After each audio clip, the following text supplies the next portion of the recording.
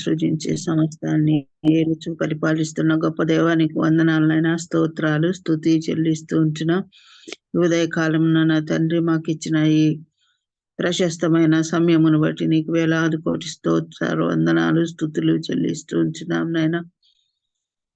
నా తండ్రి virtual prayer fellowship నా తండ్రి వచ్చిన ప్రతి బిడ్డను బట్టి కూడా నీకు వందనాలు స్తోత్రాలు చెల్లిస్తూ ఉంటున్నాం.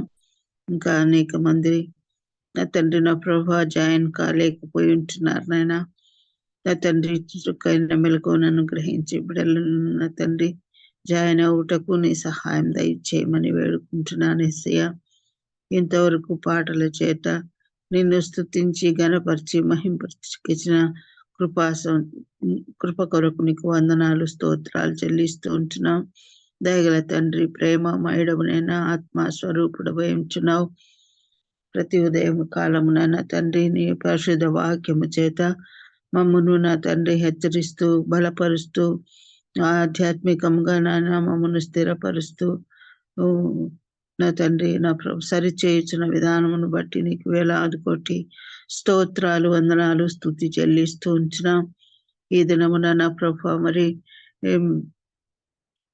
ప్రశస్తమైన సమయంకి వచ్చి ఉంటున్నాం నా తండ్రి. మరి ఈరోజు వాక్యం చెప్పబోచుంటున్న డాక్టర్ ప్రవీణ్ గారిని బట్టి వందనాలైనా స్తోత్రాలు చెల్లిస్తూ ఉంటున్నాం. నా తండ్రి నా ప్రభు బిడను మీ శిలువ చాటున మరుగుపరిచి మీ ఆత్మ చేతన తండ్రి మా ఒక్కొక్కరితో మాట్లాడగలందులకై వేడుకొని ప్రార్థిస్తున్నాం నాయన.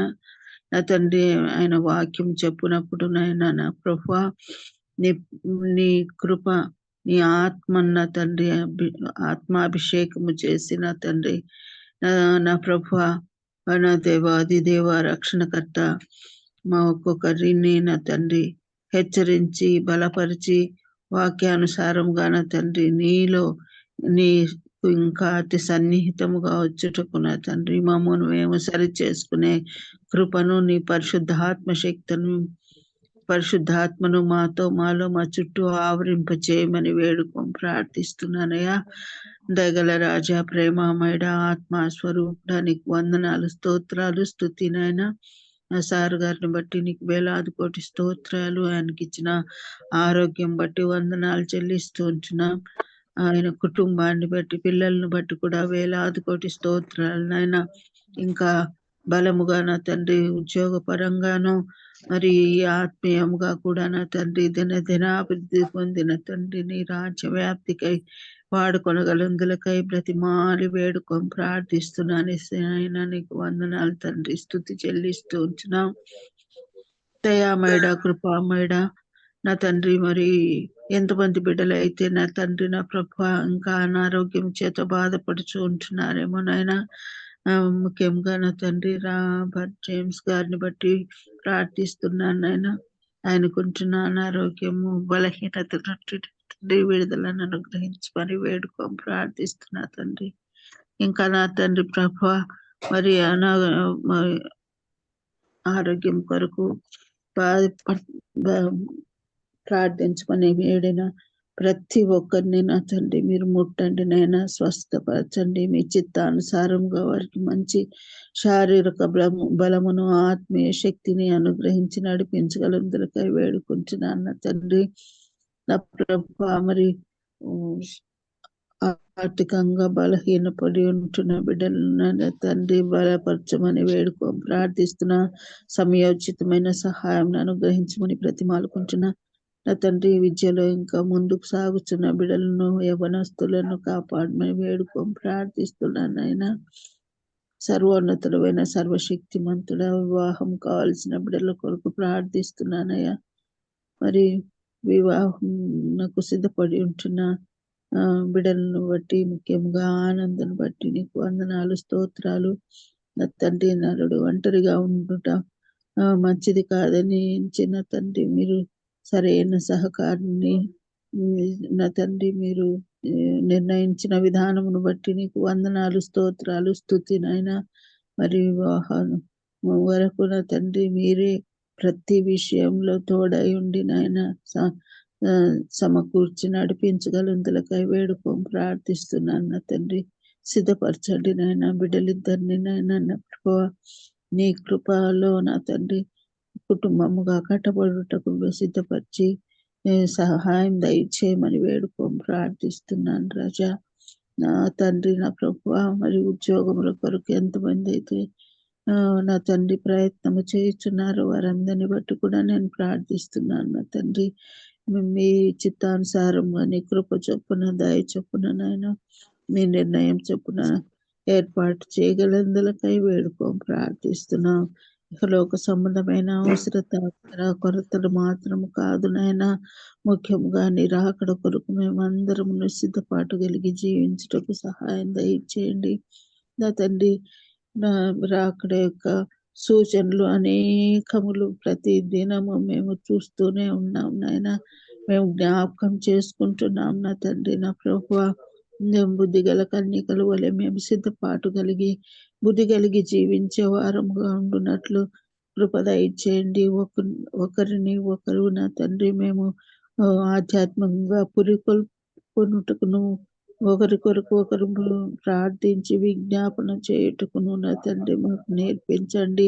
మాలో ఉంటున్న ప్రతి బలహీనతల నుండి మాకు విడుదలను గ్రహించి కాపాడమని వేడుకుంటూ, నీ ఆత్మను మాకు మా చుట్టూ ఆవరింపజేసి నడిపించగలంతలకై ప్రార్థిస్తూ ఈ ప్రార్థన నా ప్రభును తన కుమారుడైన యేసు క్రీస్తు దివ్యమైన శక్తి గల బలము గల నామములో అడిగి వేడుకొని పొంది ఉంటున్నాం తండ్రి.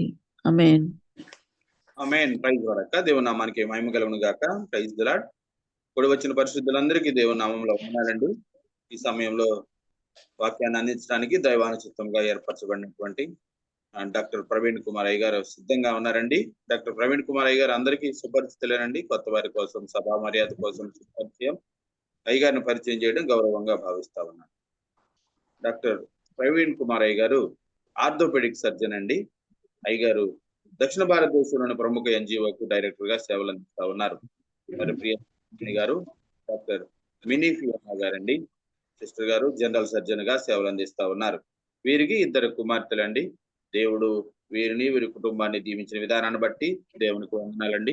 వెల్కమ్ టు డాక్టర్ గారు, ప్లీజ్ అండి. Thank you brother. యేసుక్రీస్తు నామములో అందరికీ వందనాలండి.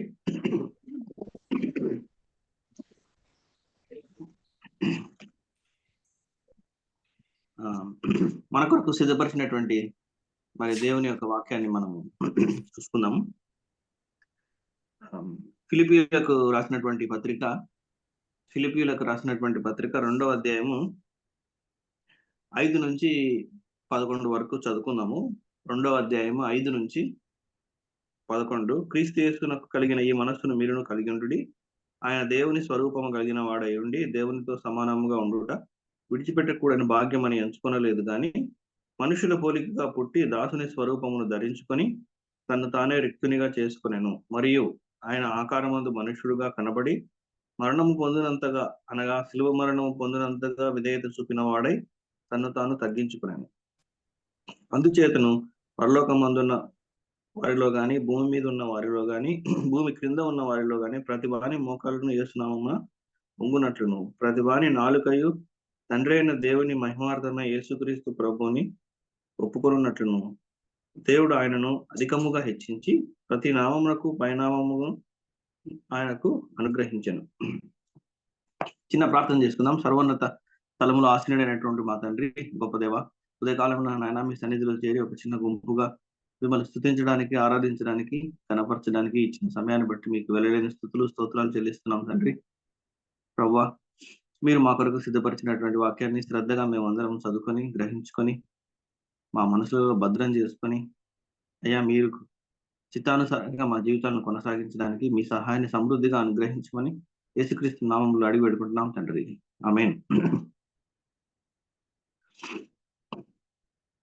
మనము చదివిన ఈ భాగము మరి చూస్తే నూతన నిబంధనకు చాలా ఇంపార్టెంట్ వర్సెస్ గా చెప్పొచ్చు, చాలా కోర్ వర్సెస్ గా వచనాలుగా మనము చెప్పొచ్చు. అపోస్తలుడైనటువంటి పౌలు గారు మరి ఫిలిప్పీలకు రాస్తున్నారు. అలాగే పరిశుద్ధాత్మ దేవుడు మనకు కూడా ఆయన తెలియజేస్తున్నాడు ఏ విధంగా మరి ప్రభు అయినటువంటి యేసుక్రీస్తు వారు దేవునితో సమానంగా ఉండి అన్ని ఈక్వల్గా ఈజ్ ఈక్వల్ విత్ గాడ్ ఉండి ఆయన రైట్స్ అన్నిటినీ తొలగించుకొని మనుష్య అవతారానికి వచ్చినాడు. ద ఇన్కార్నేషన్ ఆఫ్ జీసస్ ఏ విధంగా జరిగింది, అది జరగడానికి వాట్ ఈస్ ద బేసిస్, ఏమి ఆధారం చేసుకున్నాడు యేసుక్రీస్తు ప్రభు, అది జరిగిన తర్వాత ఏం జరిగింది అనేది చాలా క్లియర్ గా అక్కడ చెప్పబడుతుంది. ప్రస్తుత పరిస్థితుల్లో మనం చూస్తే ఎంతో మంది మరి ఎన్నో సంఘాలు ఏర్పడినాయి, విశ్వాసులు కొత్తగా వస్తున్నారు. అయితే కొంతమంది విశ్వాసుల కుటుంబంలో మరి సామరస్యత లేదు. కుటుంబంలో ఎప్పుడైతే సామరస్యత ఉండదో అది సంఘంలో సామరస్యత ఉండదు. So to build harmonious relationships అంటే సామరస్యత కలిగి ఒకరినొకరు ప్రేమించుకోవాలి, ఒక ఐక్యత కలిగి ఉండాలి, ఏకాత్మ కలిగి ఉండాలి అని పరిశుద్ధాత్మ దేవుడు మనకి ఈరోజు తెలియజేస్తున్నాడు. ఎప్పుడైతే మనము ఆ ఏకాత్మ కలిగి సామరస్యత కలిగి కుటుంబంలో ఉండమో సంఘంలో కూడా దాన్ని ప్రదర్శించలేము. అందుకే ఎన్నో విభేదాలు తలెత్తుతున్నాయి, కుటుంబాల్లో విభేదాలు వస్తున్నాయి, సంఘాల్లో విభేదాలు వస్తున్నాయి. ఎంతో మంది మరి ఎన్నో సంఘాలు చాలా ఇబ్బందికరమైన పరిస్థితిలో ఉన్నాయి. అలా ఉండడానికి కారణం ఏంటంటే తాము తగ్గించుకోకుండా, యేసుక్రీస్తు ప్రభు తగ్గించుకోవడానికి ఏమి ఆధారం చేసుకున్నాడో ఆ ఆధారాన్ని మనం చేసుకోకుండా మన జీవితాలను కొనసాగించడము. ఇంకా క్లియర్ గా చెప్పాలంటే మనము యేసుక్రీస్తు ప్రభు యొక్క మనుష్య అవతారాన్ని, ఆయన మరణాన్ని సరిగా అర్థం చేసుకోలేదు అని అర్థం. We didn't really understand the incarnation of Jesus and the death of Jesus. అవి మనకు అర్థమైంటే మనల్ని మనం ఎలా తగ్గించుకోవాలి, మన శిలువను ఎత్తుకొని మన ప్రయాణం ఎలా కొనసాగించాలి, ఇతరులను ఎలా ప్రేమించాలి, ఏకాత్మ కలిగి ఎలా ఉండాలి అనేవి మనకు క్లియర్ గా అర్థమవుతాయి. అదే మనం చూస్తే ఫిలిప్పీలకు రాసిన పత్రిక 1వ అధ్యాయము 27వ వచనంలో అక్కడ చాలా క్లియర్ గా రాయబడింది.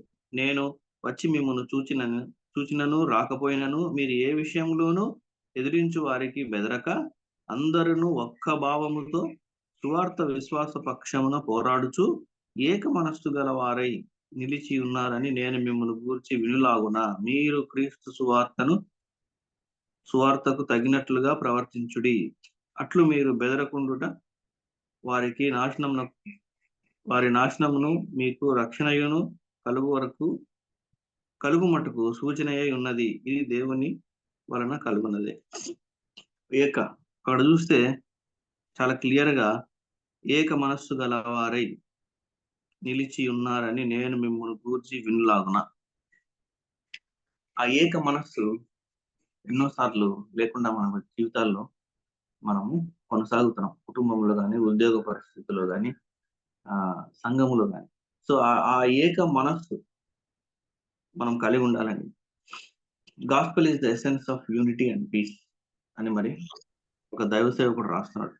Gospel is the essence of unity and peace. సువార్త యొక్క సారాంశం ఏంటంటే సమాధానము మరియు ఐక్యత.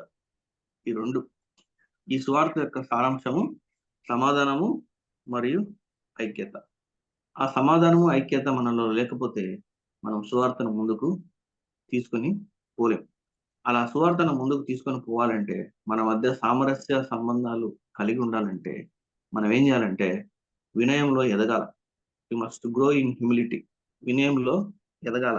ఎటువంటి వినయంలో ఎదగాలంటే యేసుక్రీస్తు ప్రభు తన మనుష్యావతారంలో చూపించినటువంటి వినయము, తన మరణంలో చూపించినటువంటి వినయం. ఆ వినయంలో మనం ఎదిగితే ఖచ్చితంగా మన మధ్య సామరస్య సంబంధాలు ఏర్పడి సువార్తను, ఆ సారాంశాన్ని అర్థం చేసుకొని ఆ సువార్తను మనం ముందుకు తీసుకుని పోయేవారిగా ఉంటాం. చాలాసార్లు ప్రపంచంలోని మరి ఎంతో మంది ఎన్నో పుస్తకాలు రచించుంటారు, మనం చూసినాం. ఎన్ని పుస్తకాలు ఏం రాస్తాయంటే మన సెల్ఫ్ ఎస్టీమ్, ఆత్మ గౌరవంలో మనం ఎంతో ఎదగాలి, మన ఆత్మ గౌరవాన్ని మనం పెంచుకోవాలి. మన ఆత్మ గౌరవం పెరగకపోతే భావోద్వేగమైనటువంటి సమస్యలు, ఇతర సమస్యలు ఎన్నో వస్తాయి. ఎన్నో పుస్తకాలు మనుషులు రచించిన పుస్తకాల్లో మనకు కనపడుతుంది. అయితే పరిశుద్ధ గ్రంథం ఏం చెప్తుందంటే మన ఆత్మ గౌరవాన్ని మనము పెంచుకోవడం కాదు, కానీ క్రీస్తు కొరకు వినయంలో ఎదగడానికి మన ఆత్మ గౌరవాన్ని మనము కొన్నిసార్లు తగ్గించుకోవాలి. అది కుటుంబంలో తగ్గించుకోవాలి, మనం పనిచేసే చోట తగ్గించుకోవాలి, అలాగే సంఘంలో కూడా తగ్గించుకోవాల్సిన పరిస్థితి వస్తుంది. అలా తగ్గించుకుంటేనే మనల్ని ఉపేక్షించుకుంటేనే, సింపుల్ గా చెప్పాలంటే మనము క్రీస్తులో ఆ వినయంలో మనం ఎదిగేవారిగా ఉంటాం. ఎప్పుడైతే మన ఆత్మగౌరవం అడ్డొస్తుందో మనము ఆ వినయంలో ఎదగక మన మధ్య సమాధానము, యూనిటీ ఉండకుండా ఎన్నో సమస్యలు రావడానికి కారణమవుతుంది. ఒక ఆయన ఇప్పటికీ ఉన్నాడు, ఆయన వెయిన్ గ్రూడెమ్ అని థియాలజియన్, అమెరికాలో చాలా ఫేమస్ థియాలజియన్, చాలా పుస్తకాలు రాసినటువంటి వ్యక్తి. యేసుక్రీస్తు ప్రభు వారి గురించి ఆయన ఏం రాశాడంటే ఒక లైన్ లో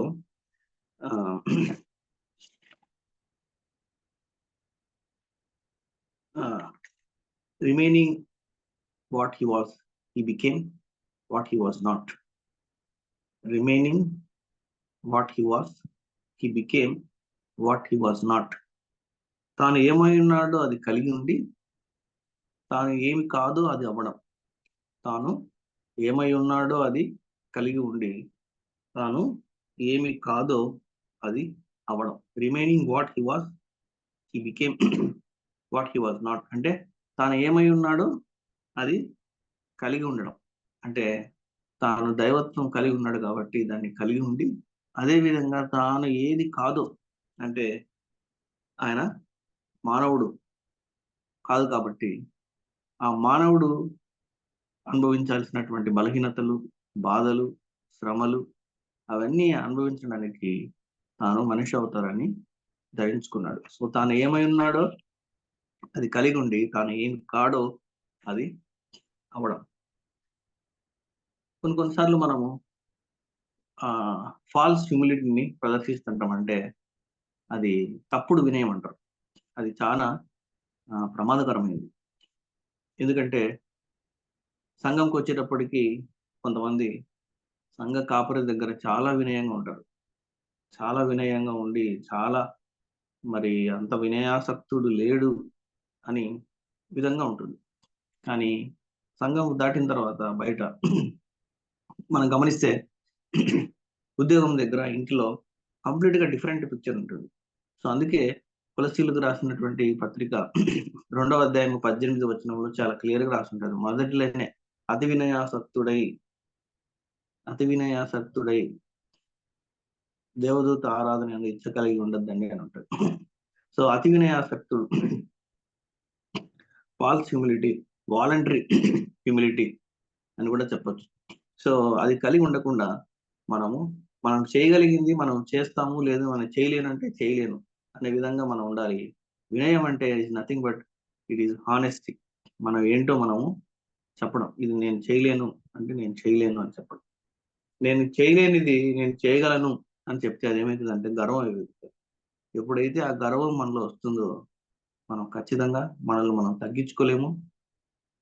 సామరస్యమైనటువంటి సంబంధాలను కుటుంబంలో కానీ సంఘంలో కానీ మనం ఏర్పాటు చేయలేము. అయితే హ్యూమిలిటీ గురించి కూడా ఇప్పుడు మనం చదివిన భాగాలు మనం చూస్తే the supreme example of humility, వినయానికి ఏదైనా ఒక అత్యున్నతమైనటువంటి ఉదాహరణ ఏదైనా ఉంది అంటే అది యేసుక్రీస్తు ప్రభు. వినయానికి అత్యున్నతమైనటువంటి ఉదాహరణ ఏదైనా ఉందంటే అది యేసుక్రీస్తు ప్రభువే. Humility is not to think less of one self అని రాయబడింది. Humility is not to think less of one self but to think of one self less. Humility is not to think less of one self but think of one self less అంటే తన గురించి తక్కువగా ఆలోచించడం కాదు, కానీ తన గురించి తక్కువగా ఆలోచించడం కాదు, కానీ స్వయంగా తక్కువ వాడననే ఆలోచన కలిగి ఉండడం. తన గురించి, నా గురించి కానీ నీ గురించి కానీ తక్కువగా ఆలోచించడం కాదు, కానీ స్వయంగా అంటే హృదయంలో నేను తక్కువ వాడను అనే ఆలోచన విధానాన్ని కలిగి ఉండడం. అప్పుడు ఎప్పుడైతే ఆ ఆలోచన విధానం కలిగి ఉంటామో అప్పుడు మనం చాలా సంగతులు మనకు చాలా క్లియర్ గా అర్థమవుతాయి. మొదటి పేతురులో కూడా పేతురు రాసినటువంటి మొదటి పత్రిక 5వ అధ్యాయంలో కూడా ఒక మాట ఉంటుంది. 5వ అధ్యాయము 6వ వచనం. దేవుడు తగిన సమయమందు మిమ్మును హెచ్చించున్నట్లు ఆయన బలిష్టమైన చేతి క్రింద దీన మనస్కులై ఉండుడి. 5వ వచనంలో కూడా ఉంటుంది. చిన్నలారా మీరు పెద్దలకు లోబడి ఉండుడి, మీరందరూ ఎదుటివాని ఎడల దీన మనస్సు అను వస్త్రము ధరించుకొని మిమ్మును అలంకరించుకున్నది. దేవుడు అహంకారులను ఎదిరించి దీనులకు కృప అనుగ్రహించను. ఎదుటివాని ఎడల దీన మనస్సు అను వస్త్రము ధరించుకోండి. చాలాసార్లు ఇది చాలా కష్టమైన పని. ఎప్పుడు కూడా మనం ఎదుటివాడిని జడ్జి చేయాలనే మనిషి యొక్క ఆలోచన ఉంటుంది. ఎప్పుడు ఎదుటివాడిని, పరిస్థితులను, వాటిని మనం ఏమి చూడం, కానీ ఎదుటివాడిని జడ్జి చేసే విధానము, ఆలోచన మనిషి కలిగి ఉంటాడు. అందులో నుంచి మనం బయటకు వచ్చి ఏమంటున్నాడు పరిశుద్ధాత్మ దేవుడు, ఎదుటివాని పట్ల దీన మనస్సు కలవాలి ఉండండి, దయ కలిగి ఉండండి, మిమ్మల్ని మీరు తగ్గించుకోండి. మిమ్మల్ని మీరు తగ్గించుకుంటే తగిన కాలమందు ప్రభు హెచ్చిస్తాడు, అహంకారులనైనా శిక్షించి దీనుల పక్షాన నిలబడతాడు. మనం ఇది బాగా గమనించాలి. అందుకే మొదటి వచనంలోనే ఇందాక మనం చదివిన ఫిలిప్పీలు రాసిన పత్రిక 2వ అధ్యాయము 5వ వచనంలో ఫస్ట్ చదివిన మాటనే, క్రీస్తు యేసుకు కలిగిన మనస్సును మీరును కలిగి ఉండండి. Have that mind set and attitude which Christ has. మనస్సును మీరును కలిగి ఉండండి. యోహాను సువార్త 13వ అధ్యాయం 15వ వచనంలో కూడా ఒక మాట రాయబడింది. యోహాను సువార్త 13వ అధ్యాయము 15వ వచనము. నేను మీకు చేసిన ప్రకారము మీరును చేయవలనని మీకు మాదిరిగా ఇలాగూ చేసి తిని. నేను మీకు చేసిన ప్రకారము మీరు చేయవలనని మీకు మాదిరిగా ఇలాగూ చేసి తిని. I have set an example. అందుకే ఇందాక చెప్పినట్టు the supreme example of humility. ప్రభు అంతటి దేవాది దేవుడైనటువంటి ప్రభు తన శిష్యుల కాళ్ళు కడిగినట్టు మనము చూస్తున్నాం.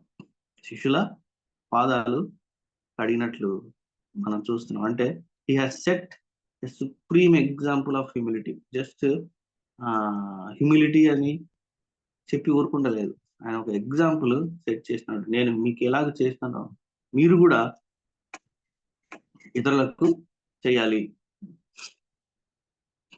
అయితే మనము ఇందాకనే చెప్పినట్టు యేసుక్రీస్తు ప్రభు వారి యొక్క మనుష్య అవతారాన్ని, మరణాన్ని మనము అర్థం చేసుకుంటేనే we will grow in humility. అది if you don't understand incarnation of Jesus and death of Jesus, మనము వినయాసక్తులై ఉండలేము, ఏకాత్మతో ఉండలేము. we cannot build harmonious relationships. ఇది మనం జాగ్రత్తగా గమనించాలి. 6వ వచనంలో చూస్తే ఆయన దేవుని స్వరూపము కలిగిన వాడండి. He is equal with God. యేసుక్రీస్తు ప్రభు జగత్తు పునాది వేయబడమునిపై ఆయన ఉన్నాడు, తండ్రితో సమానుడుగా ఉన్నాడు. He has equal rights with God. ఆయన దేవుడు, దేవునితో సమానంగా ఉన్నటువంటి వ్యక్తి. అయితే ఆడ ఒక ఫుల్లీ గాడ్, అంటే Jesus being fully God in the form of God, అంటే పౌలు చెప్తున్నాడు, యేసుక్రీస్తు ప్రభు సృష్టికి ముందు ఆయన దేవుడు, ఆయన మనుష్య అవతారం ఎత్తినాడు, కానీ is fully God. He has equal rights with God. He has equal rights with God the holy spirit. He has equal rights with God the father అని చాలా క్లియర్ గా మరి అక్కడ చెప్తున్నాడు. చాలా మంది క్రైస్తవేతరులు యేసుక్రీస్తు ప్రభు దేవుడు అని ఎక్కడుందని చాలాసార్లు వాదించుతుంటారు. చాలా వాదనలో మనం గమనిస్తే వాళ్ళ మొట్టమొదటి వాదన ఇదే, యేసుక్రీస్తు ప్రభు దేవుడు అని ఎక్కడైనా ఉందా చూపించండి అని. ఇంత క్లియర్ గా ఇక్కడ ఆయన రాయబడుతుంది. ఆయన దేవుని స్వరూపమును కలిగి ఉన్నవాడే, దేవునితో సమానముగా ఉండుట విడిచిపెట్టకూడని భాగ్యం అని ఎంచుకోనలేదు.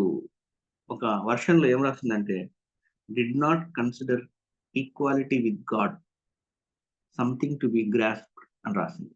సంథింగ్ టు బి గ్రాస్ప్డ్ అంటే ఏదైనా మనం ఉంచుకోవాలి, మన దగ్గర ఉండాలి, దీన్ని నేను ఎవరికి ఇవ్వను అని ఒక ఆలోచన మనకు ఉంటుంది.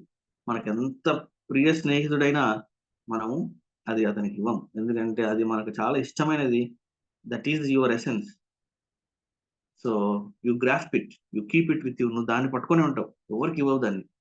అయితే సంథింగ్ ఆయన ఏమంటున్నాడు అక్కడ, something to be grasped. Do did not consider equality with God, something to be grasped. దాన్ని పట్టుకొని ఉండాలి, దాన్ని గట్టిగా పట్టుకొని ఉండాలి. ఇంత ఈక్వల్ రైట్ నేను వదలను అని ఆయన అనుకోలేదు. కానీ యేసుక్రీస్తు ప్రభు మన కొరకు దాన్ని ఆయన సంతోషంగా విడిచిపెట్టినాడు.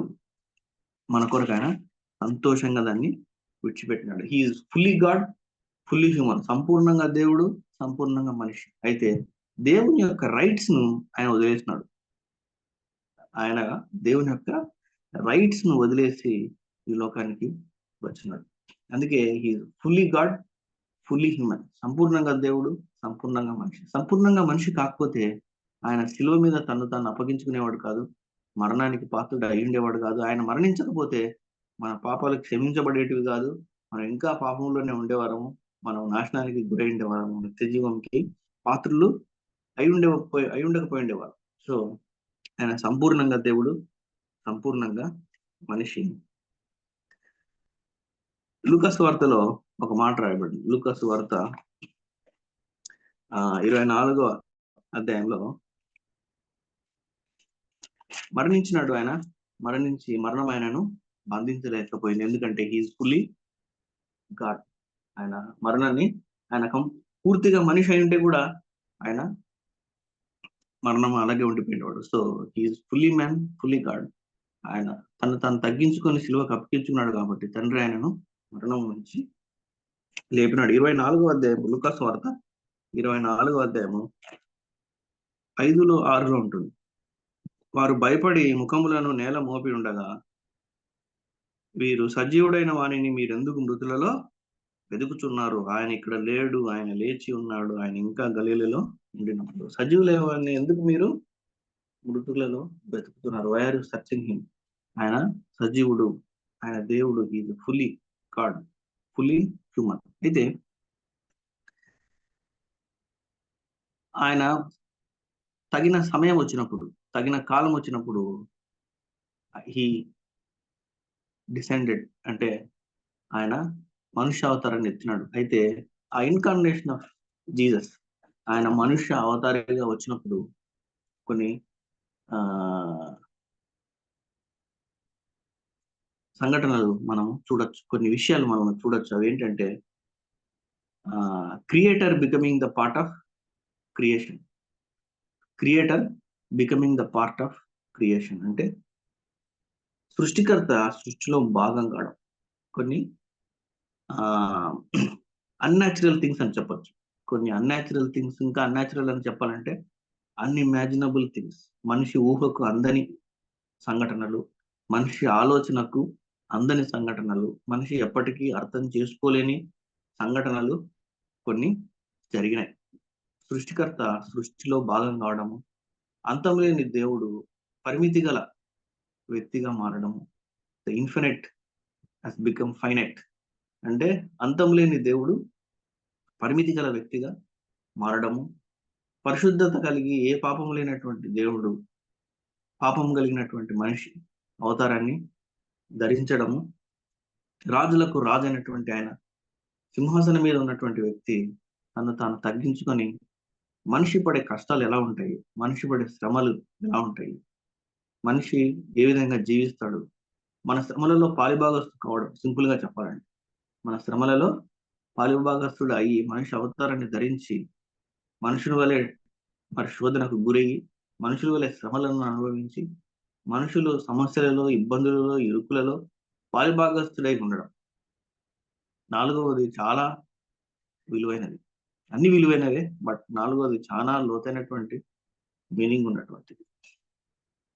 చాలా మంది నాకు క్రైస్తవేతరులకు వచ్చే క్వశ్చన్ ఏంటంటే, where is God in the problems? ఇంకా చెప్పాలంటే, where is God in my problem? God in destruction జరుగుతుంది, ఇంత ఈవిల్ జరుగుతుంది, ఇన్ని సమస్యలు ఉన్నాయి మనిషికి, ఇన్ని ఇబ్బందులు ఉన్నాయి, ఎక్కడున్నాడు దేవుడు అంటే ఈజ్ ఇన్ ద క్రాస్. మనిషి దేవుడు ఆయన మనిషి యొక్క సమస్యలకు దూరంగా లేడు. Is not far from our problems, is very close to the problems. ఆయన మన కొరకు, మన పాపముల కొరకు, మన చెడు స్వభావం కొరకు, మన సమస్యల కొరకు, మన శ్రమల కొరకు, మన ఇబ్బందులను అనుభవించి ఆయన శిలువ మీద అన్నిటికీ ఒకేసారిగా ఆయన ప్రాయశ్చిత్తము చెల్లించినాడు. ఈ 4 the most unimaginable things in the process of incarnation అని చెప్పొచ్చు. సృష్టికర్త సృష్టిలో భాగం కావడం, అంతము లేని దేవుడు పరిమితి గల దేవునిగా మారడం, అతి పరిశుద్ధమైనటువంటి ప్రభు పాపం గల వ్యక్తిగా మారడము, వ్యక్తిగతగా మారి మన శ్రమలందు పాలుభాగస్తుడు అవడం. ఈ 4 అత్యంత విలువైనవి, మనిషి జ్ఞానానికి ఎంతో మరి మనిషి అర్థం చేసుకోలేనటువంటి విషయాలు. అయితే ఇవి ఈ 4 ఎందుకంటే ఎప్పుడైతే మనము లోతుగా యేసుక్రీస్తు ప్రభు వారి యొక్క మనుష్య అవతారాన్ని, ఆయన మరణాన్ని మనం అర్థం చేసుకుంటాము, అప్పుడే there is a scope to grow in humility. వినయంలో ఎదగాలి అంటే సింపుల్ గా మనం ఎదగలేం, కానీ ఉదాహరణగా మన ఎదుట ఉదాహరణగా ఉన్న యేసుక్రీస్తు ప్రభు వారు ఎంచుకున్న ఆధారం ఏంటి, వారు దిగి రావడానికి ఏ ఆధారాన్ని బేస్ చేసుకున్నారు, దేన్ని బేస్ చేసుకున్నారు అనేది మనం ఏదైనా గ్రహించకపోతే క్రైస్తవులుగా మనము వినయంలో ఎదగలేము. ఎప్పుడైతే మనము తగ్గించుకోలేము, యేసుక్రీస్తు ప్రభు లాగా మనకు తగ్గించుకోకపోతే మన మధ్య సామరస్యమైన సంబంధాలు ఉండవు. అలాగే హెబ్రీలకు రాసినటువంటి పత్రికలో కూడా ఒక మాట రాయబడింది. హెబ్రీలకు రాసినటువంటి పత్రిక 4వ అధ్యాయము 15వ వచనంలో, మన ప్రధాన యాజకుడు మన బలహీనతల యందు మనతో సహానుభవము లేనివాడు కాడు గాని సమస్త విషయములలోనూ మన వలనే శోధింపబడినను ఆయన పాపము లేనివాడుగా ఉండే. పాప భారం ఆయన మీద వేసుకున్నాడు, కానీ ఆయనలో ఏ పాపము లేదు. అదే సహానుభవం కలిగిన వాడు కానీ చాలా క్లియర్ గా హెబ్రీలకు రాసిన పత్రిక 4వ అధ్యాయంలో రాయబడింది. మన ప్రధాన యాజకుడు మన బలహీనతల యందు మనతో సహానుభవము లేనివాడు కాడు గాని, సహానుభవం కలిగి ఉన్నాడు, లేనివాడు కాడు గాని సమస్త విషయములలోనూ మన వలనే శోధింపబడినను, సమస్త విషయంలో మన వలనే శోధింపబడినను. తిరిగి మళ్ళా మనం ఇక్కడికి వస్తే ఆయన దేవుని స్వరూపము కలిగిన వాడై ఉండి దేవునితో సమానముగా ఉండటం విడిచిపెట్టకూడని భాగ్యం అని ఎంచుకోలేదు, కానీ మనుషుని పోలికగా పుట్టి దాసుని స్వరూపమును ధరించుకొని తన్ను తానే రిక్తునిగా చేసుకున్నాను. అయితే ఇక్కడ ఒక 4 స్టెప్స్ జరుగుతున్నాయి. ఆయన ఒక 4 స్టెప్స్ జరుగుతున్నాయి. యేసుక్రీస్తు ప్రభు వారు వినయంతో తండ్రికి విధేయత చూపి, తగిన కాలం వచ్చినప్పుడు తండ్రి మాటకు విధేయత చూపి తను తాను సంపూర్ణంగా తగ్గించుకొని తన రైట్స్ అన్ని కూడా దేవునిగా ఉండడానికి వదిలేసి ఆయన 4 విధానాలుగా 4 స్టెప్స్ లో ఆయన మనుష్య అవతారానికి వస్తున్నాడు. మొట్టమొదటి చూస్తే మనము మొట్టమొదటిది దాసుని స్వరూపము ధరించుకొని, హీ బికేమ్ ఏ సర్వెంట్. దాసుని స్వరూపము ధరించుకొని, హీ ఎంప్టీడ్ హిమ్సెల్ఫ్ అని చెప్పొచ్చు. అయితే దాసుని స్వరూపం అంటే అంత ఈజీ కాదు. అది దాసుడు అంటే ఒక విధంగా చెప్పాలంటే స్లేవ్ కు ఎటువంటి రైట్స్ ఉండవు. దాసునికి ఎటువంటి రైట్స్ ఉండవు. యజమాని ఏం చెప్తే అది చేయాలి. సో దేవునితో ఈక్వల్ రైట్స్ గా కలిగి ఉన్న వ్యక్తి ఒక్కసారిగా ఆ రైట్స్ అన్ని వదిలేసి, ఆ మహిమనంతా వదిలేసి సర్వెంట్ గా మారడం, దాసునిగా మారడం. అయితే ఆయన క్వాలిటీస్, ఆయన అట్రిబ్యూట్స్, ఆయన గుణాలను ఆయన ఎంప్టీ చేయలేదు, కానీ ఆయన మహిమను ఆయన ఎంప్టీ చేశారు. ఆయన లక్షణాలు, ఆయన ఆ గుణాలు అలాగే ఉన్నాయి, కానీ ఆయన రైట్స్ ను ఆయన వదిలేసి ఈ బికేమ్ ఏ సర్వెంట్, దాసుడు అని మనము చెప్పొచ్చు. అయితే ఈక్వల్ రైట్స్ విత్ గాడ్ కలిగి ఉండి, he has equal rights God and he became a servant. చాలా డిఫరెంట్ థింగ్. ఒక వ్యక్తి తన రెజ్యూమ్ లో నేను చైర్మన్ గా పనిచేశాను, చైర్మన్ గా పనిచేస్తూ ప్యూన్ గా కూడా పనిచేశాను అని రాసుకుంటాడా? రాసుకోలేడు. ఎందుకంటే దట్ ఈస్ ఇంపాసిబుల్. ఒక వ్యక్తి ఒక సంస్థలో చైర్మన్ గా పనిచేసి నా రెజ్యూమ్ లో అదే సంస్థలో నేను చైర్మన్ గా పనిచేస్తూ నేను ప్యూన్ గా కూడా పనిచేశాను అనేది, అది ఆ వ్యక్తి బహుశా ప్యూన్ గా పనిచేస్తూ స్లోగా ఎదిగి బహుశా చైర్మన్ అయి ఉండొచ్చేమో. కానీ at the same time he cannot be a chairman and he cannot be a servant. But అది కేవలం యేసుక్రీస్తు ప్రభు వారికే, ఆయనకు మాత్రమే అది చెల్లింది. He is equal with God, but he added servanthood to his resume అని మనం చెప్పచ్చు. ఆయన దాసుని స్వరూపము ధరించుకున్నాడు. అంటే స్లేవ్ గా, అంటే he doesn't have any rights అన్ని వదిలేసుకొని ఒక్కసారిగా సర్వెంట్హుడ్ రైట్స్, అంటే స్లేవ్ గా ఆయన వచ్చి తండ్రి ఏ మాట చెప్పినాడో అది విన్నాడు. ఈ లోకంలో తాను తగ్గించుకొని తండ్రికి విధేయుడై ఉన్నాడు. అలాగే రెండవది చూస్తే, మొట్టమొదటిది చూస్తే ఆయన హీ బికేమ్ సర్వెంట్. రెండోది హీ బికేమ్ ఏ హ్యూమన్. మూడోది ఆయన మనుష్యుగా పోలికగా పుట్టి, likeness of men, being born in likeness of men, మనుషుని పోలికగా పుట్టి. మనం ఆదికాండంలో చూస్తే అక్కడ ఏమంటున్నాడు? మొదటి అధ్యాయం 27వ వచనంలో మనుషుని దేవుని స్వరూపం ముందు మనిషిని సృజించెను అన్నాడు. అక్కడ దేవుని స్వరూపం నందు మనిషిని సృజించెను అన్నది. ఇక్కడ దేవుడు మనిషి స్వరూపంలోకి రావడం, దేవుడే being born in the likeness of men, మనుషుని స్వరూపము ధరించుకోవడం. ఇన్విజిబుల్ గాడ్ అంటే కంప్లీట్ గా కనపడని దేవుడు కనపడే దేవునిగా మారిపోవడం, హ్యూమన్ మనిషి అవతారాన్ని ధరించడం. తర్వాత మనము మార్క్స్ వార్తలో చూస్తే 10వ అధ్యాయంలో ఒక మాట ఉంటుంది. మార్క్స్ వార్త 10వ అధ్యాయము 45వ వచనం. మార్క్స్ వార్త, మనుష్య కుమారుడు పరిచారము చేయించుకున్నటకు రాలేదు, కానీ పరిచారము చేయుటకును అనేకులకు ప్రతిగా విమోచన క్రయధనముగా తన ప్రాణము నిచ్చుటకును వచ్చెను. అదే ఊరికే జస్ట్ మనిషిలాగా రాలేదు, కానీ ఈ బికేమ్ సర్వెంట్. పరిచారం చేయడానికి వచ్చినాడు, కానీ పరిచారం చేయించుకున్నటకు రాలేదు.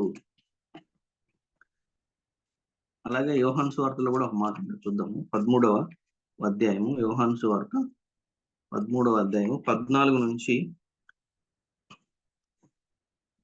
ఇందాక మనం చదివిన దాని గురించి కూడా 14వ అధ్యాయం. కాబట్టి ప్రభువును బోధకుడైన నేను మీ పాదములు కడిగిన ఎడల మీరును ఒకరి పాదములు ఒకరు కడగవలసినది. ఇందాక మనం చదువుకునేది 16లో ఉంటది. దాసుడు తన యజమానుని కంటే గొప్పవాడు కాడు, పంపబడిన వాడు తన్ను పంపిన వాని కంటే గొప్పవాడు కాడని మీతో నిశ్చయముగా చెప్పుతున్నాను. అయితే మనుష్య స్వరూపం ధరించుకోవడమే కాదు కానీ దాంట్లో ఇంకా తక్కువది ఎవరు ఇష్టపడని పోస్ట్, ఎవరు ఇష్టపడనిది తను దాసునిగా చేసుకొని రిక్తునిగా చేసుకొని ఆయన ఈ లోకానికి వచ్చినాడు. తర్వాత మూడవది he became obedient to death. అదే మనం ఇక్కడ ఫిలిప్పీలకు రాసినటువంటి పత్రికలో ఇందాక చదివిన అధ్యాయంలో రాసింది. మరియు ఆయన ఆకారమందు మనుష్యుడుగా కనపడి మరణము పొందునంతగా ఆకారమందు మరణం, హీ హంబుల్డ్ హిమ్సెల్ఫ్ అని రాయబడింది. అంటే మరణం పొందడానికి తను సంపూర్ణంగా తగ్గించుకున్నాడు. అయితే ఇంకా ఏముంది అక్కడ, అనగా సిలువ మరణము పొందునంతగా, ఒబీడియంట్, అంత విధేయుడై ఆయన ఉన్నాడు. ఎందుకంటే మనల్ని రక్షించడానికి, మనల్నే కాదు సమస్త మానవాళిని పాపం నుంచి రక్షించడానికి సమయం వచ్చినప్పుడు, తగిన కాలం వచ్చినప్పుడు వాలంటరీగా he lost all his rights అన్ని వదిలేసుకొని ఆయన వినయాన్ని, శ్రమను ఆధారం చేసుకొని ఆయన ఈ లోకానికి వచ్చినాడు. అయితే ఆ 4 స్టెప్స్ మనం చూస్తే మనిషిగా మారడము, దాంట్లో ఇంకా దాసునిగా మారడము, దాసునిగా మారి మరణానికి విధేయత చూపడము, మరణానికి విధేయత చూపడమే కాదు కానీ అత్యంత దారుణమైనటువంటి మరణము, అత్యంత నీచమైనటువంటి మరణాన్ని పాత్రుడు కావడం. ఎందుకంటే యూదులు కానీ రోమియోలు కానీ వాళ్ళ కాన్వర్జేషన్ లో కనీసం సిలువ అనే మాట కూడా వచ్చేది కాదు. అంత నీచమైనదిగా దాన్ని ఎంచేవారు. ఇద్దరు వ్యక్తులు మాట్లాడుకుంటుంటే కనీసం సిలువ అనే మాట కూడా మాట్లాడడానికి ఇష్టపడేవారు కాదు. ఒకసారి ఆ సిలువ అంటేనే వాళ్ళకి గుండెల్లో ఒకలాంటి భయం వచ్చేదంట. దాన్ని అంత నీచంగా చూసేటువంటి మరణం. సో ద్వితీయోపదేశ కాండంలో కూడా దాని గురించి రాయబడింది, మనం కూడా చదివింటాము. ద్వితీయోపదేశ కాండము 21వ అధ్యాయంలో 22, 23 వచనాల్లో చాలా క్లియర్ గా రాయబడి ఉంది. మరణ శిక్షకు తగిన పాపము ఒకడు చేయగా అతని చంపి మ్రాను మీద వేలాడదీసిన ఎడల అతని శవము రాత్రి వేళ ఆ మ్రాను మీద నిలవకూడదు. వేలాడదీయబడిన వాడు దేవునికి శాపగ్రస్తుడు. వేలాడదీయబడిన వాడు దేవునికి శాపగ్రస్తుడు. గనుక నీ దేవుడైన యెహోవా స్వాస్థ్యముగా నీకు ఇచ్చుచున్న దేశమును నీవు అపవిత్రపరచకుండునట్లు అగత్యముగా ఆ దినమున వారిని పాతి పెట్టవలెను. అలాగే అదే సేమ్ మనము గలతీయులకు రాసినటువంటి పత్రిక మనము చూస్తుంటాం. 3వ అధ్యాయంలో 13వ వచనంలో కూడా అదే రాయబడి ఉంది. ఆత్మను గూర్చిన 13, 14 కలిసి ఉంటాయి. తర్వాత 13లో లాస్ట్ లో సెకండ్ దాంట్లో ఉంటుంది, క్రీస్తు మన కోసమే శాపమై మనలను ధర్మశాస్త్రము యొక్క శాపము నుండి విమోచించెను. ఇందును గూర్చి మ్రాను మీద వేలాడిన ప్రతివాడును శాపగ్రస్తుడని రాయబడి ఉన్నది. అంటే అకర్స్డ్ అని అంటది. He became అకర్స్డ్ of God. దేవునికి శాపగ్రస్తుడు కాదు. అండ్ ఆ స్టెప్స్ చూస్తే మనకు బాగా అర్థమవుతుంది. He is equal with God, equal rights కలిగిన వ్యక్తిగా ఉండి, సమాన హక్కులు కలిగినటువంటి వ్యక్తిగా ఉండి, తండ్రైన దేవునితోనూ పరిశుద్ధాత్మైన దేవునితోనూ ఇవన్నీ కలిగి ఉండి వాటన్నిటిని విడిచిపెట్టి మనిషిగా మారి దాంట్లో మళ్ళా స్లేవ్గా దాసుని రూపం ధరించుకొని మరణానికి విధేయత చూపి, ఎంత విధేయత అంటే దేవునికే శాపగ్రస్తునిగా మారడం. అంటే మన కొరకు హీ బికేమ్ అకర్స్డ్ ఆఫ్ గాడ్. దేవునికి శాపగ్రస్తునిగా మారి, అంటే మన పాపములకు సంపూర్ణమైనటువంటి మూల్యము శిలువ మీద చెల్లించడం. మన పాపం కొరకు సంపూర్ణమైనటువంటి మూల్యాన్ని శిలువ మీద చెల్లించి మనల్ని రక్షించడం. సో ఈ ప్రాసెస్ జరగడానికి ఆయన తను తగ్గించుకొని వినయంతో శ్రమలను అనుభవించడానికి లోకానికి వచ్చినాడు. అందుకే ఎప్పుడైతే మనము యేసుక్రీస్తు ప్రభు వారి మనుష్య అవతారాన్ని, ఆయన మరణాన్ని లోతుగా అర్థం చేసుకుంటామో, దాని మీద ధ్యానం చేస్తామో, అప్పుడు మనకు ఇంతటి గొప్ప దేవుడు, ఇంతటి సమస్త సృష్టిని సృష్టించిన దేవుడే మన కొరకు ఇంతగా దిగజారినాడే, ఇంతగా తగ్గించుకొని వచ్చినాడే. అటువంటిది నిమిత్త మాత్రము, మట్టి వంటి వారము, మనం ఎలా ఉండాలి, మనకంత వినయ విధేయతలు కలిగి మనం జీవించాలి అనేది మనకు క్లియర్ గా అర్థమవుతుంది. అయితే హ్యూమిలిటీ ఒకచోట ఏమని రాశారంటే, humility hurts just like it did Christ అని రాశారు. వినయము మనల్ని హర్ట్ చేస్తుంది, బాధ పెడుతుంది. ఎట్లా అయితే యేసుక్రీస్తు ప్రభువును బాధ పెట్టిందో, హింసించిందో, వినయం కూడా మనల్ని బాధ పెడుతుంది. ఎప్పుడైతే మనల్ని మనం తగ్గించుకుంటామో, మన సెల్ఫ్ ఎస్టీమ్ మనల్ని హర్ట్ చేస్తుంది. మనకు చాలా ఇబ్బంది అవుతుంది. అయ్యో, పలానా వ్యక్తి నన్ను ఇంతగా దూషించింది, నేను మౌనంగా ఉండాల్సి వచ్చింది, ఏం మాట్లాడలేదే, నన్ను చుట్టుపక్కల చూసిన వాళ్ళంతా ఏమనుకున్నారు, నేను చేతగాని అని అనుకున్నారే అనే భావన వస్తుంది. అవును, అది చాలా ఇబ్బందికరంగా ఉంటుంది. కానీ ఒక్కసారి ఆలోచిస్తే సృష్టికర్తనే, దేవునితో సమానంగా ఉన్నటువంటి యేసుక్రీస్తు ప్రభువే మౌనంగా ఉండి ఆయన శిలువ మీద అన్ని శ్రమలను అనుభవించి అవమానాలను అనుభవించినాడు. అన్ని అవమానాలను, అత్యంత నీచాతి నీచమైన అవమానాలు ఎవరికైనా జరిగినాయంటే ఈ లోకంలో అది యేసుక్రీస్తు ప్రభుకే జరిగినాయి. అటువంటి అవమానాలన్నిటినీ సహించి మౌనముగా ఉండి ఆయన శిలువకు అప్పగించుకున్నాడు, నిన్ను నన్ను రక్షించడానికి.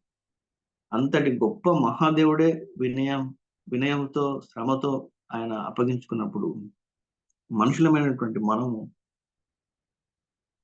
ఆ వినయాన్ని మనం అర్థం చేసుకొని యేసుక్రీస్తు ప్రభు యొక్క శక్తితో, ఆయన యొక్క బలముతో మరి మనము వినయంలో ఎదగాలి. ఎప్పుడైతే మన వినయంలో ఎదుగుతామో నిజంగా మనము అప్పుడు యేసుక్రీస్తు ప్రభు వారి యొక్క ప్రేమను, ఆయన క్యారెక్టర్ను వ్యక్తపరిచే వారిగా ఉంటాం. లేదంటే ఫాల్స్ హ్యూమిలిటీ వ్యక్తపరుస్తుంటాము. And false humility is the dangerous thing. అన్నిటికంటే డేంజరస్ ఏంటంటే అదే తప్పుడు వినయం.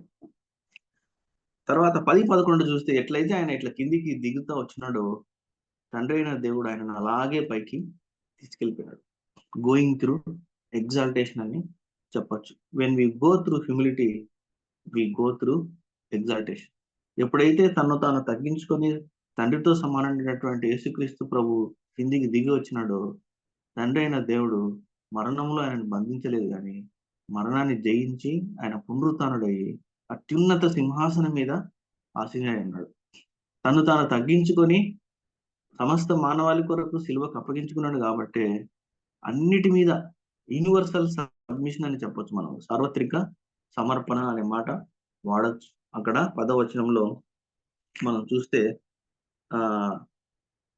అందుచేతను పరలోకమందున్న వారిలో గాని, భూమి మీద ఉన్న వారిలో గాని, భూమి క్రింద ఉన్న వారిలో గాని ప్రతి వాని మోకాలు వేస్తున్నామంట పంగునట్లును. పరలోకంలో ఉండొచ్చు, భూలోకంలో ఉండొచ్చు, ఇంకొక లోకంలో ఉండొచ్చు, భూమి క్రింద ఉండొచ్చు, సర్వ లోకాల్లో ఉండొచ్చు, ప్రతి ఒక్కరూ యేసుక్రీస్తును ఆయన ముందు మోకాళ్ళు పొందాల్సిందే. ఎందుకంటే ఆయన వినయంతో తను తాను తగ్గించుకొని దేవునితో సమానుడైనప్పటికీ కూడా మానవాళిని రక్షించడానికి సిలువకు అప్పగించుకున్నాడు. కాబట్టి తండ్రి దేవుడు ఆయనను అత్యున్నత స్థితికి, అత్యున్నత సింహాసనం మీద ఆయనను కూర్చోబెట్టినాడు. అందుకే when we go through humility we go through exaltation. మనకేంటంటే మానవునికి ఘనత కావాలి, గొప్పదనం కావాలి, కానీ we don't want to go through humility. అది చాలా తప్పుడు భావన. ఎప్పుడైతే మనం వినయంతో మనల్ని తగ్గించుకుంటామో తండ్రి అయిన దేవుడు మనల్ని హెచ్చిస్తాడు.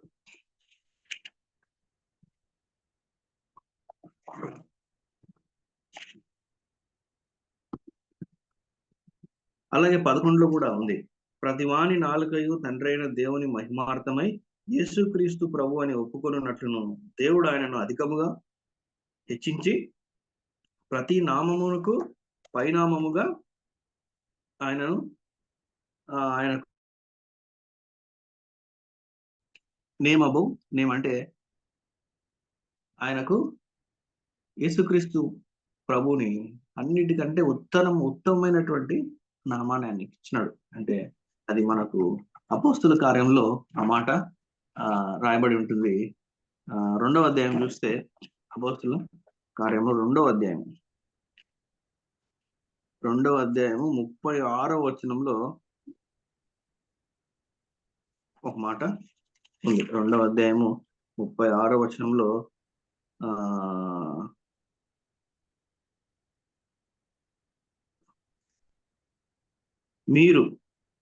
మీరు సిలువ వేసిన ఈ యేసును దేవుడు ప్రభువుగాను క్రీస్తుగాను నియమించును.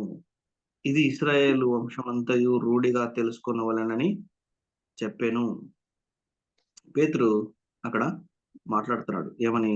Therefore let all the house of Israel know assuredly that God hath made that same Jesus whom ye have crucified, both Lord and Christ. ఇప్పుడు ఆయన నామము is both lord and Christ. ఏమంటున్నాడు అక్కడ? ప్రభువు మరియు క్రీస్తుగా ఆయనను చేశానంటే అందరికీ ఆయన ప్రభువు, అందరికీ సమస్త లోకాలకు ఆయన ప్రభువు. ఎవరైనా ఆయన ముందు మోకాళ్ళు వంగాల్సిందే. గర్వము మనం చాలాసార్లు చూసాము. పాత నిబంధనలో ఎంతో మంది గొప్ప గొప్ప రాజులు గర్వం కలిగి నాశనానికి గురైనారు. కొన్ని మొదట ఎంతో భక్తిగా ఉండి దేవునితో సంబంధం కలిగి తర్వాత గర్వం వచ్చి కూడా నాశనమైనటువంటి రాజులను కూడా మనం ఎన్నోసార్లు చదివినాం. అయితే ఎప్పుడైతే వినయం కలిగి మనల్ని మనం తగ్గించుకుంటామో, సంఘంలో కానీ కుటుంబంలో కానీ అన్ని చోట్ల మనము we will have a harmonious relationship. తర్వాత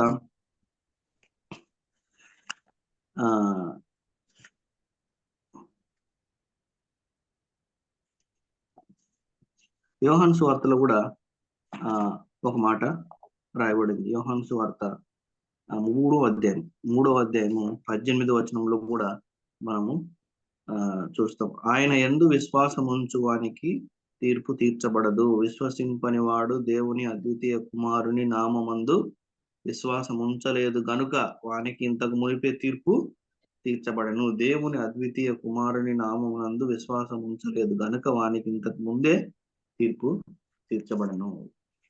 ఎవరైతే యేసుక్రీస్తు ప్రభు వారిని విశ్వసిస్తారో, నోటితో ఒప్పుకుంటారో లోక రక్షకుడని, వారు మాత్రమే రక్షింపబడతారు అని చాలా క్లియర్ గా మనం అక్కడ చూస్తున్నాం.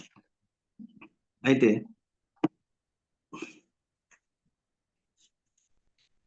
మరి ఇందాక నేను చెప్పినట్టు ఆయన మహిమ నుంచి సిలువకు, మళ్ళా సిలువ నుంచి మహిమకు రెండు జరిగినాయి.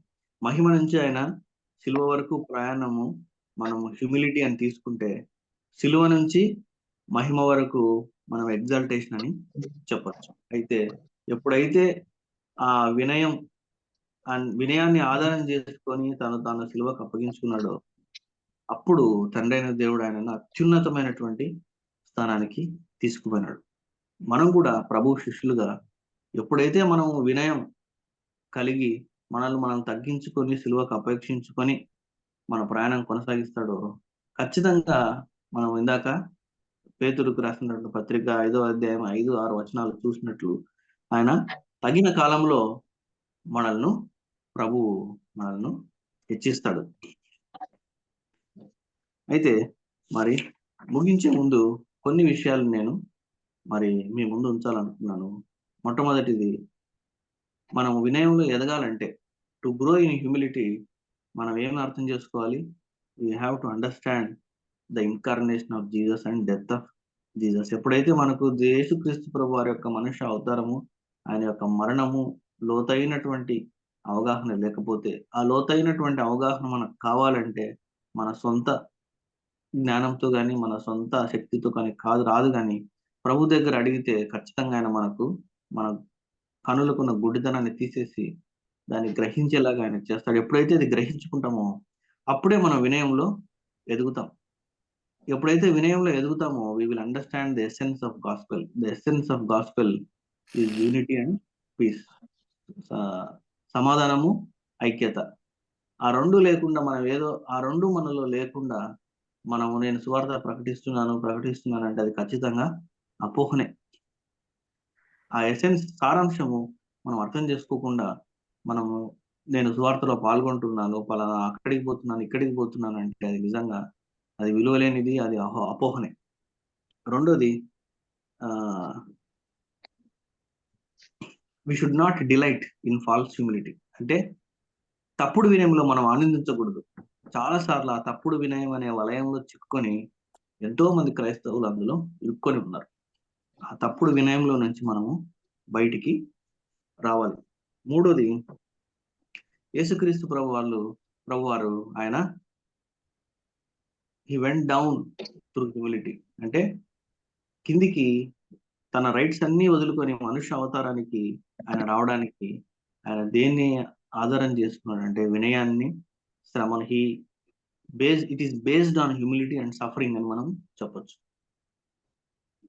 ఎప్పుడైతే ఆయన దాన్ని సంపూర్ణంగా శిలువలో నెరవేర్చినాడో, తను తగ్గించుకొని సంపూర్ణ ప్రాయశ్చిత్తం ఆయన చెల్లించినాడు, అంటే విమోచన క్రయధనం ఆయన చెల్లించినాడు, ఆయన తండ్రి అయిన దేవుడు ఆయనను మరణం నుంచి లేపి అత్యున్నత సింహాసనం మీద ఆయనను కూర్చోబెట్టినాడు. సో విశ్వాసులైనటువంటి మనము, ప్రభు శిష్యులైనటువంటి మనము మరి అటువంటి వినయంలో మరి మనం పెరగాలని, ప్రభు యొక్క మనుష్య అవతారాన్ని, మరణాన్ని అర్థం చేసుకొని ఒకరి పట్ల ఒకరు ప్రేమ కలిగి తగ్గించుకొని కుటుంబంలో, సంఘంలో, మరి వర్క్ ప్లేస్ లో మనం వినయంతో నడుచుకొని ప్రేమ పూరితమైన సంబంధాలను డెవలప్ చేసుకొని మరి ప్రభు యొక్క ప్రేమను, ఆయన యొక్క క్యారెక్టర్ను ప్రదర్శించాలని మరి పరిశుద్ధాత్మ దేవుడు మనకు సహాయము చేయుగాక. ఆమేన్.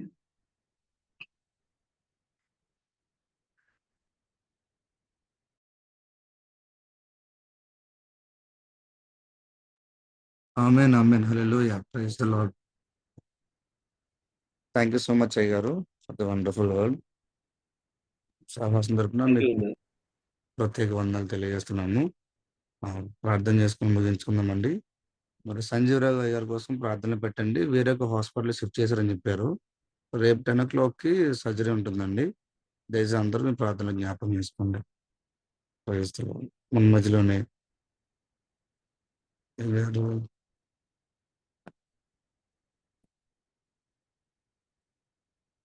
పాస్టర్ లేరా? జామ రవికుమార్ అయ్యారు. అయ్యారు మీరు ముగింపు ప్రార్థన ఆశీర్వాదం ఉంది అయ్యారు. ప్రార్థన చేసుకుందామండి. పరిశుద్ధమైన తండ్రి, మీ బంగారు పాదాలు కొత్తడం ప్రభా. సంజయ్ గారి కోసం ప్రార్థన చేస్తున్నాం తండ్రి. అదేవిధంగా ప్రభు తేజ గారి కోసం ప్రార్థన చేస్తున్నాం ప్రభా. ఇందుకు తండ్రి వారి మీద ఉంచమని ప్రార్థన చేస్తాం. స్వస్థ దర్శనం ప్రార్థన చేస్తాం. ప్రత్యేకంగా ప్రభా మీ యొక్క దాసులు అవుతున్న ప్రభా, డాక్టర్ గారు ఇచ్చిన వాక్యాన్ని బట్టి ప్రార్థన చేస్తాను ప్రభా. సహాయం దయచేయండి అయ్యా. మా జీవితంలో ప్రభా నీ కుమారుడైన యేసుక్రీస్తు విధంగా ప్రభా తగ్గించుకొని ప్రభా శ్రమల గుండా ప్రభా ప్రయాణం చేసి ప్రభా అయ్యా వెళ్ళాడు. మా జీవితంలో కూడా ప్రభా తగ్గింపు స్వభావాన్ని సహాయం చేయమని ప్రార్థన చేస్తున్నాను తండ్రి. అయ్యా తండ్రి గర్వించకుండా ప్రభా, అతిశయపడకుండా ప్రభా అయ్యా మా రక్షణ కేవలం నీ కృపను నమ్మగలిగే భాగ్యం తెచ్చుకొని ప్రార్థన చేస్తున్నాను తండ్రి. సహాయం తెచ్చాను ప్రభా. నువ్వు దేవాది దేవుని కుమారుడు అయింది, దేవునితో సమానంగా ఉంటూ విడిచిపెట్టిన భాగ్యమని ఎంచుకోనగా మనుషుల పోలికగా పుట్టి దాసుని స్వరూపం ధరించి నిన్ను తగ్గించుకున్నావయ్యా. అయ్యా అపొస్తలుడైన పౌలు సెలవిచ్చిన రీతిగా ప్రభా నువ్వు కలిగిన మనస్సు కలిగి ఉండడానికి, నువ్వు కలిగిన ప్రభా ఆలోచనలు, భక్తిని కలిగి ఉండడానికి మాకు సహాయం తెచ్చామని ప్రార్థన చేస్తున్నాను ప్రభా. అయ్యా తండ్రి చుట్టాల్లో, బంధువుల్లో, స్నేహితుల్లో, సంఘంలో ప్రభా తండ్రి ఇతరులతో మంచి సంబంధాలు కలిగి ఆ తగ్గింపు స్వభావాన్ని మా జీవితంలో పొందుకుంటూ సహాయం చేయమని ప్రార్థన చేస్తున్నాను తండ్రి. అయ్యా నువ్వు వాక్యం సెలవిచ్చావు ప్రభా, నేను పరిచయం చేయించుకుంటూ రాదు కానీ పరిచయం చేయడానికి వచ్చాను అన్నావు ప్రభా. అయ్యా నువ్వు శిష్యుల పాదాలు కడిగేటంత వరకు తగ్గించుకున్నావు ప్రభా. తను తగ్గించుకోవడం హెచ్చింపడిన సెలవిచ్చావు తండ్రి. మా జీవితాల్లో ప్రభా వినయము, విధేయత మేము కలిగి ఉండడానికి సహాయం చేయమని ప్రార్థన చేస్తున్నాం తండ్రి. అదేవిధంగా ప్రభా తప్పుడు వినయం కూడా లేకుండా ప్రభా యథార్థంగా సత్యంగా ఉండగలిగే భాగ్యం మా జీవితంలో దయచేయమని అయ్యా ప్రభా నీ దాసుడు ఇచ్చి విత్తిన వాక్యాన్ని ప్రభా 30 100 అతను ప్రభా ఫలింపు చేయమని ప్రార్థన చేస్తూ ఉన్నాం ప్రభా. సహాయం తెచ్చండి విధంగా తండ్రి. ఉదయకాల సమయంలో నీతో సమయం గడపడానికి అయ్యా తండ్రి వాక్యం వినడానికి మాకు ఇచ్చిన శ్రేష్టమైన సమయాన్ని బట్టి వందనాలు ప్రభా. ప్రత్యేకంగా ప్రార్థన చేస్తున్నాను తండ్రి. నీ సేవకుని అదేవిధంగా ప్రభా భార్యను, బిడ్డలను, ఆయన చేస్తున్న వృత్తిని కూడా ప్రత్యేకంగా దీవించమని ప్రార్థన చేస్తూ ఉన్నాను తండ్రి. మరి ప్రాముఖ్యంగా ప్రభా దీన్ని ఏర్పాటు చేసిన బాబీ రత్నాకర్ గారిని వారి కుటుంబాలను జ్ఞాపకం చేసుకుని సహకరిస్తున్న జాన్సన్ గారిని, స్వరూప్ గారిని, ఝాన్సీ గారిని ప్రభా ఖచ్చితంగా దీవించండి. కోర్ టీం వారిని దీవించండి ప్రభా. అదేవిధంగా అనేక మంది తల్లులు ప్రభా తండ్రి 3 గంటలకి ఉదయాన్నే లేచి ప్రభా మా కోసం ప్రార్థన చేస్తూ ఉన్నారు. మా కుటుంబాల కోసం ప్రార్థన చేస్తూ ఉన్నారు. ప్రతి సమస్య కోసం ప్రార్థన చేస్తూ ఉన్నారు తండ్రి. ఈ యొక్క గొప్ప కుటుంబాన్ని మాకు ఇచ్చిన విధానం బట్టి వందనాలు తండ్రి. నిన్ను ఆరాధిస్తున్న బిడ్డలు, శుద్ధిస్తున్న బిడ్డలు, సాక్ష్యం ద్వారా సూచిస్తున్న బిడ్డలు ఉన్నారు ప్రభా. వారందరినీ పేరు పెట్టి దీవించండి. మేము చేసిన ప్రతి ప్రార్థనకు జవాబు దయచేయండి. మా సమస్యను సాక్ష్యాలుగా మార్చమని ప్రత్యేకంగా దినం ప్రభు మేము చేసిన ప్రతి పనిలో శుద్ధైన మార్గాన్ని చూపించమని ప్రత్యేకంగా ప్రభు వరదల్లో చాలా మంది ఇబ్బంది పడుతూ ఉన్నారు తండ్రి. అయ్యా తండ్రి ఎవరికి ప్రాణ నష్టం లేకుండా, ఆహారానికి ప్రభు ఆరోగ్యానికి ఇబ్బంది లేకుండా వారందరినీ జ్ఞాపకం చేసుకో ప్రభు. ప్రత్యేకంగా సంజీవ గారిని ప్రభు జ్ఞాపకం చేసుకోమని సహాయం చేయమని ఈ దినకాల దిగుందరం అందరిని నింపి ప్రభు తండ్రి నడిపించమని ఈ చిన్న ప్రార్థన మా ప్రభులు పీ కుమారుడైన యేసుక్రీస్తు దివ్యనామాన్ని గెట్టుకుంటున్నాం పరమ తండ్రి. ఆమేన్. పరలోకమందున మా తండ్రి, మీ నామం పరిశుద్ధపరచబడిన గాక, మీ రాజ్యం వచ్చును గాక, మీ చిత్తం పరలోకమందున భూమి మీద నెరవేరును గాక. మాకు కావాల్సిన ఆహారం మాకు దయచేయండి. మా ఎడల అపరాధము చేయవారిని క్షమించినట్లు మా అపరాధములను క్షమించు, శోధన తప్పించుము. ఎందుకంటే రాజ్యం, శక్తి, మహిమ నిరంతరం నీవైనవి. ఆమేన్. మన తండ్రి అయిన దేవుని ప్రేమ, కుమారుడైన యేసుక్రీస్తు కృప, పరిశుద్ధాత్మ అన్యోన్య సహవాసం వాక్యం చెప్పిన దాసులకు, పాల్గొన్న బిడ్డలకు, అనారోగ్యంతున్న బిడ్డలకు ఆయన కృప సదాకాలము తోడే నడిపించి కాచి కాపాడును గాక. ఆమేన్. ఆమేన్. ఆమేన్. హల్లెలూయా. Praise the lord. Thank you so much గారు. మరొకసారి సహోదరు తరపున గారికి, డాక్టర్ ప్రవీణ్ కుమార్ గారికి వందనాలు తెలియజేస్తున్నాము. ప్రార్థన పాయింట్లు ఉన్నాయండి. మీ ప్రార్థన జ్ఞాపకం చేసుకోండి. జేమ్స్ అయ్యారు ఇంకా బలహీనంగానే ఉన్నారు. ఆయాసంతో ఆయన సఫర్ అవుతున్నారు. మీ ప్రార్థన జ్ఞాపకం చేసుకోండి. అలాగే సంజయ్ గారికి ఆయన హాస్పిటల్ షిఫ్ట్ చేసిన తర్వాత కొంచెం బీపీ అవన్నీ షుగర్ కొంచెం కంట్రోల్కి వచ్చాయని చెప్పారంట. ఆపరేషన్ చేస్తాను చెప్పారు. రేపు మార్నింగ్ 10 o'clockకి. కొంచెం భయపడుతున్నారు. ఇంకా ఆయన గురించి ప్రార్థన జ్ఞాపకం చేసుకోండి. వర్షాల కారణంగా భయంకరమైన వరదలు. నేను ఇంకా ముంబైలో ఉన్న అంత క్లారిటీగా లేకపోయినా మనందరికి బాగా తెలిసిన వార్త కాబట్టి దయచేసి మీ ప్రార్థనలు అది కూడా జ్ఞాపకం చేసుకోండి. అలాగే నా కొరకు కూడా ప్రార్థన చేయండి అయ్యా. బాగలేదు, వారం నుంచి జ్వరం తగులుతా, జలుబు దగ్గు. జ్వరం తగ్గింది కానీ నీరసం అది పోలేదు, ఇంకా జలుబు అది కొంచెం ఉంది. ప్రార్థన చేయండి. తప్పకుండా అమ్మగారు. రాకడ భాగ్యం అమ్మగారు కొరకు ప్రార్థన జ్ఞాపకం చేసుకోండి. బలహీనంగా ఉన్నారు. అలాగే హిందూబాల ఆంటీ కూడా ఆఫ్టర్ ఫీవర్ ఆమె ఆంటీ కూడా బలహీనంగా ఉన్నారు, ప్రార్థన చేయమని చెప్పారు. జ్ఞాపకం చేసుకోండి. అందరికీ వందనాలండి. రేపటి దినం తిరిగి కలుసుకుందాము. ప్రతిరోజు సేమ్ లింక్ ద్వారా జాయిన్ అవ్వాల్సి కోరుచున్నామండి. అలాగే రికార్డింగ్స్ అన్ని మనకి యూట్యూబ్లో అలాగే గ్రూప్లో కూడా అవైలబుల్ ఉన్నాయి. గమనించవలసి కోరుచున్నామండి. స్కూల్ వచ్చిన ప్రతి ఒక్కరికి వందనాలు. అందరికీ వందనాలండి. Have wonderful day. Praise the lord అండి.